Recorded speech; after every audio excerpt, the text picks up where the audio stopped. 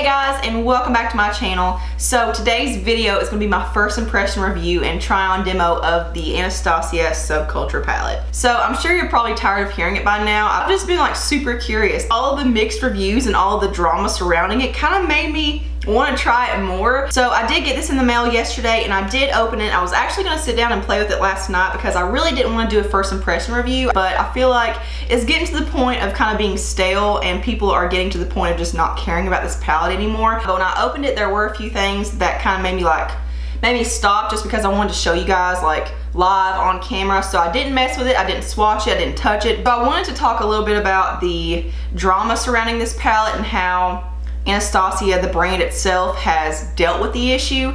But I think I'm gonna say that till the end because you guys want to see the palette in action. You want to hear my thoughts on it. Everyone acts like there is a very hard learning curve with this because I feel like most of us, when we go into eyeshadows, we really like but everyone acts like you just need to tap your brush into it very lightly once or twice. So it's going to take some restraint for me to actually apply these because that's not typically how I do things. I don't care to be flexible, but I will say if you are having to change up your technique or your normal method of application with one product, you're typically just not going to gravitate towards it. But here's what the packaging looks like. It comes in a box. It's teal.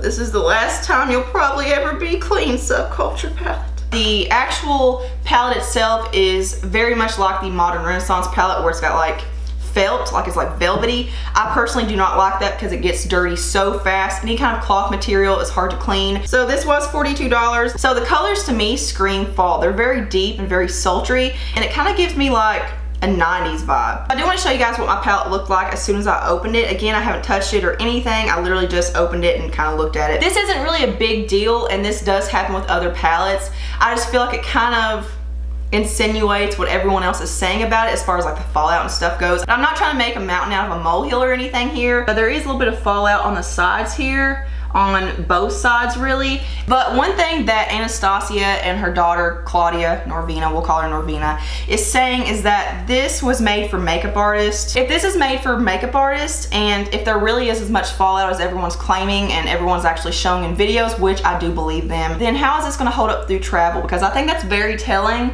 of how it would hold up.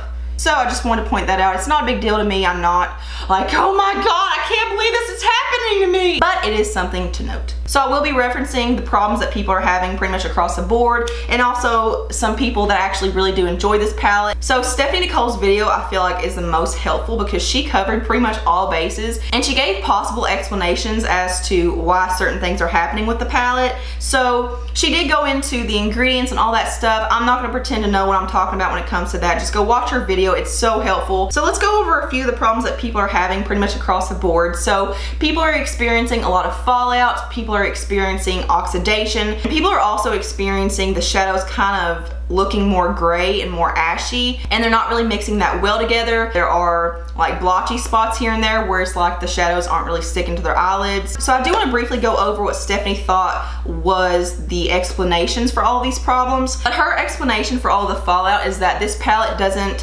have all the bonding agents that keep it pressed and keep it actually in the pan. And then she thought that the reason that the shadows were kind of translating to be more gray and more ashy on the eyes was that when people are mixing complementary colors together, they're neutralizing each other out. So if you don't really understand how the color wheel works, basically colors across from each other on the color wheel, red, green, yellow, purple, orange, blue, they cancel each other out to make a neutral. But I've never known that to be the case when it comes to eyeshadows. I mix complementary colors a lot together. Now that could be the case with this palette because the shadows are supposed to be more pure pigment. I am going to test that out on the back of my hand with not only this palette but a few other shadows from different brands to see if that really is the case. If that's happening, it doesn't really make sense to me because why would you put complementary colors into one palette if they can't be worn together? So like I said, Emily Noel also likes this palette a lot. She was saying that as influencers, we're very influential to each other. You know, when you hear one influencer or one YouTuber's opinion of something, it kind of sways you a little bit. Like it kind of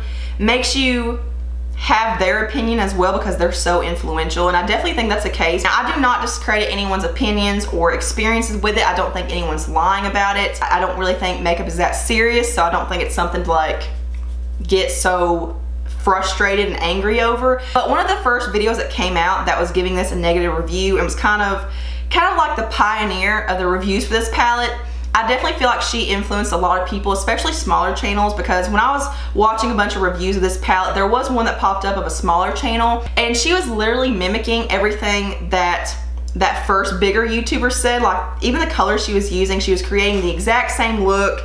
She was having the exact same reactions and stuff, and you could tell it was just not very genuine. I mean, what was happening could have actually been happening to her, but I feel like she kind of discredited herself because she was so robotic and so like, oh my god, there is so much fallout. So I feel like the beauty community is very well known for just kind of like piggybacking off of each other. So what I was gonna do initially is make a neutral eye look with this, because if I'm gonna like something, I'm gonna like it in a neutral eye look. And to be honest, these shades just aren't really for me because I'm not very comfortable and I'm not very good at working with shades like teals, blues, like super dark purples, and any kind of greens basically. They just don't look good on my eyes. I'm not the best eyeshadow artist. I have a lot to learn. So I thought I'll do a neutral eye look and really give it a shot. I'm sure a lot of you aren't buying this palette for the neutral colors in here. You're probably buying it because of the really pretty like vibrant shades. So what I'm gonna do is do a neutral eye look on one eye and then a more dramatic,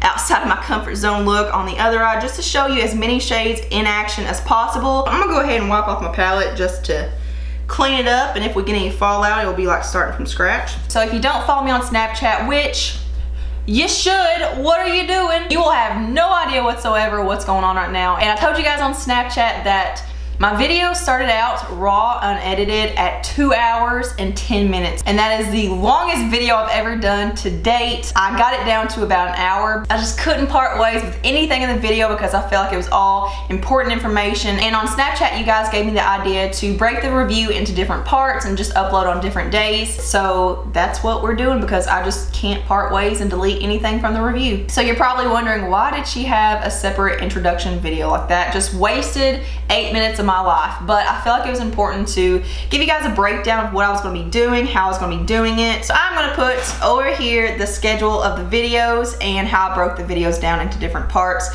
So I will be uploading every day of the week for 6 days until all the parts are uploaded. So I probably won't have an intro and outro to every single video that I upload just because they're all a continuation of one another. So if you watch this video, then you shouldn't be clueless. You should know what's going on. So I really do hope you guys enjoyed the rest of this review. I'm basically making this a series. This is Subculture Week, guys, so welcome to Subculture Week. This is definitely a review that I'm very proud of. I feel like I really covered all the bases and I went very in depth. So thank you guys so much for watching, and I'll see you tomorrow.